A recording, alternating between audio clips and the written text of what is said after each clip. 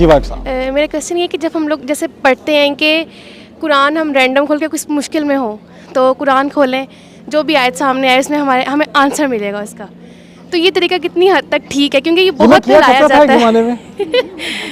لیکن میں نے قرآن لاٹری چھوڑ دی. اچھا, کیونکہ یہ بہت جگہوں پہ آتا ہے کہ آپ مشکل میں ہیں, آپ رینڈم قرآن کھولیں جو آیت بہت جگہوں سامنے پہ آئے نہیں گی. آتی, آپ کی فیڈ میں آتا ہے.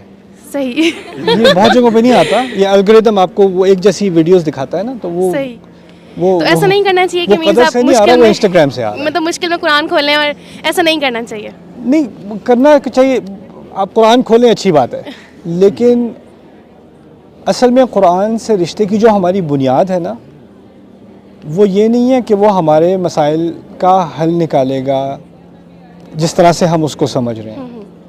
پہلا رشتہ ہمارا جو بنیادی رشتہ ہے نا قرآن کے ساتھ, وہ کیا ہے کہ قرآن اللہ تعالیٰ کی طرف سے ہدایت ہے, اور میں اس ہدایت کا طلبگار ہوں, اور اس کے لیے میں کوئی ایک آیت یہاں سے ایک آیت وہاں سے نہیں, مجھے اس قرآن کا حق ادا کرنا ہے. جو انسان قرآن کا حق ادا کرنا شروع کر دیتا ہے نا, تو پھر اللہ تعالیٰ اس کی مشکلوں کو آسان خود ہی سے کرنا شروع کر دیتا ہے, اور پھر آپ کے ذہن میں, آپ کے دل میں وہ آیات آ جاتی ہیں جن کی آپ کو اس وقت ضرورت ہوتی ہے. آپ کو رینڈم پیج کھولنے کی یا رینڈم ایپ کھولنے کی اور بالکل ایگزیکٹلی اس کی ضرورت نہیں پڑتی, کیونکہ آپ کا ایک جینیون تعلق ہے قرآن کے ساتھ. کیونکہ اس قسم کا جو تعلق ہوتا ہے نا قرآن کے ساتھ, یہ بہت شیلو قسم کا تعلق ہے نا.